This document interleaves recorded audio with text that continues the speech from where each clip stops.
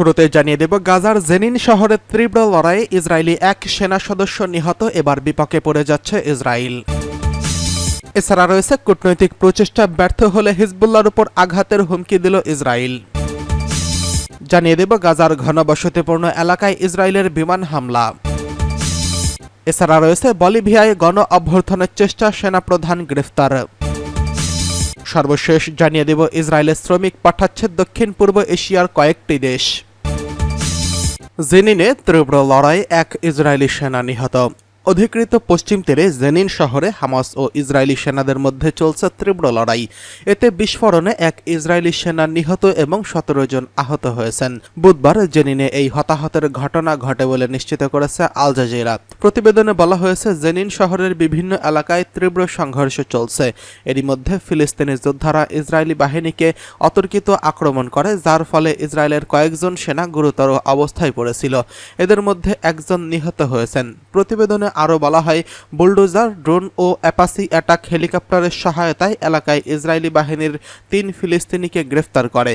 গত 7 অক্টোবর ইসরায়েলের সীমান্তে প্রবেশ করে আকস্মিক হামলা চালায় হামাস। এর পরপরেই গাজায় পাল্টা আক্রমণ শুরু করে ইসরায়েলি বাহিনী।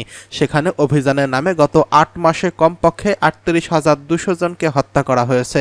এছাড়া আহত হয়েছেন আরও 86,377 জন। এদিকে কূটনৈতিক প্রচেষ্টা ব্যর্থ হলে হিজবুল্লাহর উপর আঘাতের হুমকি ইসরায়েলের। ইসরায়েলি প্রতিরক্ষা মন্ত্রী ইয়েভ গ্যালান্ট তার ওয়াশিংটন সফরকালে জানিয়েছেন, ইসরায়েল লেবাননের সঙ্গে যুদ্ধ চায় না, তবে কূটনৈতিক প্রচেষ্টা ব্যর্থ হলে হিজবুল্লাহর উপর ধ্বংসযজ্ঞ চালানো হবে বলে হুঁশিয়ারি দিয়েছেন তিনি। বুধবার তার এই সফর শেষ হয়েছে। সফরকালে সাংবাদিকদের সঙ্গে আলাপকালে ইয়েভ গ্যালান্ট বলেন, আমরা যুদ্ধ চাই না, তবে সব পরিস্থিতির জন্য প্রস্তুতি নিচ্ছি। হিজবুল্লাহ ভালো করেই জানেন যে যদি যুদ্ধ শুরু হয় আমরা লেবাননে ব্যাপক ধ্বংসযজ্ঞ চালাতে পারি। গত বছরের 7 অক্টোবর ফিলিস্তিনের স্বাধীনতাকামী সংগঠন হামাস ইসরায়েলের হামলা চালায়। এর প্রতিশোধে ইসরায়েল গাজায় ধারাবাহিক বিধ্বংসী হামলা চালিয়ে আসছে। এর পরপরই লেবাননের সশস্ত্র গোষ্ঠী হিজবুল্লাহ ও ইসরায়েলের মাধ্যমে উত্তেজনা বৃদ্ধি পায়। সীমান্তে দুই পক্ষের মধ্যে নিয়মিত ছোট সংঘর্ষের ঘটনাও ঘটেছে। ইয়েভ গ্যালান্ট দাবি করেছে, সাম্প্রতিক মাসগুলোতে ইসরায়েলের 400 জনেরও বেশি হিজবুল্লাহ সদস্যকে হত্যা করেছে। এদিকে গাজার ঘনবসতিপূর্ণ এলাকায় ইসরায়েলের বিমান হামলা।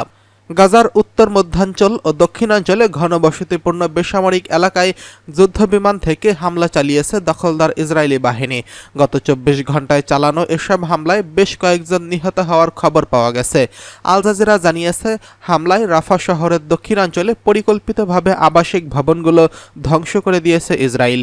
গাজা থেকে আল জাজিরা সংবাদদাতা জানিয়েছে, গত 24 ঘন্টায় গাজার উত্তর, মধ্য ও দক্ষিণাঞ্চলে ঘনবসতিপূর্ণ বেসামরিক এলাকায় ইসরায়েলের যুদ্ধবিমান ও কামান হামলায় কয়েক ডজন মানুষ নিহত হয়েছেন। গাজা সিভিল ডিফেন্স বলেছে, উপত্যকার উত্তরে বেইত লাহিয়ার ইসরায়েলের বোমাবর্ষণের পর যে পরিমাণ ধ্বংসযজ্ঞ চালানো হয়েছে তা কল্পনাকেও হার মানায়। উত্তরাঞ্চলে একটি বাড়িতে বিমান হামলা চালানোয় অন্তত 15 জন ফিলিস্তিনি নিহত হয়েছেন। উদ্ধারকর্মীরা কয়েক ঘন্টা ধরে ধ্বংসস্তূপে জীবিতদের খোঁজে তল্লাশি চালিয়েছে। আহতদের অধিকাংশই রয়েছে নারী ও শিশু। এছাড়া গাজা সিটির কেন্দ্রস্থলে একটি বাড়িতে ইসরায়েলি সামরিক বাহিনীর হামলায় অন্তত 2 জন নিহত এবং বেশ কয়েকজন আহত হয়েছেন। গাজা সিটির সাবরা এলাকায় বাড়ির ধ্বংসস্তূপের নিচে এখনও মানুষ নিখোঁজ রয়েছেন। স্থানীয় গণমাধ্যমের খবরে বলা হয়েছে, গাজা সিটির সুজা এলাকায় হাসনাইন পরিবারের একটি বাড়িতে হামলা চালিয়েছে ইসরায়েলি বাহিনী। 8 মাসেরও বেশি সময় ধরে ইসরায়েলে অব্যাহত বিমান হামলা ও গোলাবর্ষণ গাজার স্বাস্থ্যসেবা অবকাঠামোকে ধ্বংসস্তূপে ফেলে রেখেছে।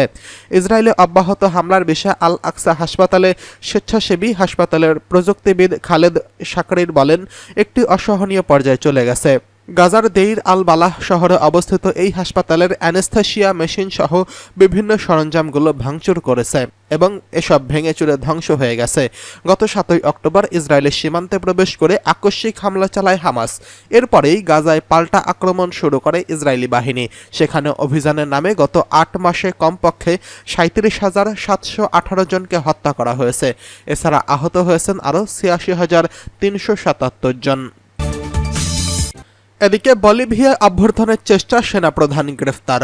বলিভিয়ায় অভ্যুত্থানের চেষ্টার অভিযোগ উঠেছে দেশটির সেনাবাহিনীর বিরুদ্ধে, তবে তা ব্যর্থ হয়েছে। এরই মধ্যে ব্যর্থ এই অভ্যুত্থানে নেতৃত্বদানকারী দেশটির সেনাপ্রধান জেনারেল হুয়ান হোসে সোনিয়াকে তাৎক্ষণিকভাবে বরখাস্ত করেছে প্রেসিডেন্ট লুইস আর্চি। তারপর তাকে গ্রেফতার করেছে দেশটির পুলিশ। গণমাধ্যমের প্রতিবেদন থেকে জানা গেছে, রাজধানীর লাপাজে দেশটির প্রেসিডেন্টের বাসভবন সহ গুরুত্বপূর্ণ সরকারি ভবনগুলো ঘিরে অভিযান চালায় সেনাবাহিনীর সদস্যরা। এ সময় প্রেসিডেন্টের বাসভবনের প্রধান ফটক ভেঙে ফেলার চেষ্টা করা হয়। সেনাবাহিনীর এই তৎপরতার নিন্দা জানিয়েছে দেশটির প্রেসিডেন্ট লুইস আর্চে। আর স্থানীয় সময় বুধবার লাপাজের ঐতিহাসিক প্লাজা মরিলো চত্বরে জড়ো হতে থাকেন সেনা সদস্যরা। এই সময় তাদের সঙ্গে ট্যাঙ্ক সহ অন্যান্য যান ছিল। প্লাজা মরিলো চত্বরে বলিভিয়ার প্রেসিডেন্টের বাসভবন ও কংগ্রেস ভবন রয়েছে। অভিযানের এক পর্যায়ে একটি ট্যাঙ্ক প্রেসিডেন্টের বাসভবনে ধাতব ফটক ভেঙে ফেলার চেষ্টা চালায়। অভিযানের সময় প্রেসিডেন্টের বাসভবনের বাইরে অবস্থান করছিলেন সেনাপ্রধান জেনারেল হুয়ান হোসে সোনিয়া। তাকে ঘিরে ছিল সেনা সদস্য 8টি ট্যাঙ্ক। এই সময় সরকারের বিরুদ্ধে বিদ্রোহ ঘোষণা করে তিনি বলেন, সশস্ত্র বাহিনীর দেশে সরকার গঠনতন্ত্র পুনর্গঠন করতে চাই, সত্যিকার অর্থে গণতন্ত্র প্রতিষ্ঠা করতে চাই। হাতে গোনা সেই একই 40 থেকে 50 জনকে দেশ পরিচালনা করতে দেওয়া হবে না। ঘটনার পরপরই হুয়ান হোসে সোনিয়াকে তার পদ থেকে বরখাস্ত করেন প্রেসিডেন্ট আর্চি। নতুন সেনাপ্রধান হিসেবে নিয়োগ করা হয় হোসে উইলস সানচেজকে। তিনি সেনা সদস্যদের তাদের ব্যারাকে ফিরে যাওয়ার নির্দেশ দেয়। এই আহ্বান জানানো প্রেসিডেন্ট কিছুক্ষণ পরেই এই প্লাজা মরিলো চত্বর থেকে সেনা সদস্য এবং ট্যাঙ্কগুলো সরিয়ে নিতে দেখা যায়। সেনাবাহিনীর অভিযান চলাকালে টেলিভিশনে দেওয়া এক বার্তায় প্রেসিডেন্ট আরসি জনগণকে গণতন্ত্রের পক্ষ থেকে অভ্যুত্থানের বিরুদ্ধে সক্রিয় হওয়ার আহ্বান জানান। প্রেসিডেন্টের ইভো মোরালেস জাতির প্রতি এই একই আহ্বান জানিয়ে বলেছেন, একটি অভ্যুত্থান ঘটেছে। এদিকে হুয়ান হোসে সোনিয়াকে সেনাপ্রধানের পদ থেকে সরিয়ে দেওয়া হতে পারে এমন জল্পনা মঙ্গলবার থেকে চলছিল। আগের দিন সোমবার টেলিভিশনে দেওয়া এক ভাষণে হুঁশিয়ারি দিয়ে তিনি বলেছিলেন, প্রেসিডেন্ট মোরালিসন যদি আবার 2025 সালে প্রেসিডেন্ট নির্বাচনে অংশ নেওয়ার চেষ্টা করেন তাহলে তাকে গ্রেফতার করা হবে। বলিভিয়ায় ক্ষুদ্র জাতিগোষ্ঠী থেকে উঠে আসা প্রথম প্রেসিডেন্ট মোরালেস। বামপন্থী এই নেতা দেশটিতে ব্যাপক জনপ্রিয় ছিলেন। সংবিধান সংশোধন করে 2019 সালের চতুর্থ মেয়াদে ক্ষমতায় আসার চেষ্টার পর তার এই জনপ্রিয়তায় ধস নামে। এদিকে ইসরায়েলে শ্রমিক পাঠাচ্ছে দক্ষিণ পূর্ব এশিয়ার দেশ।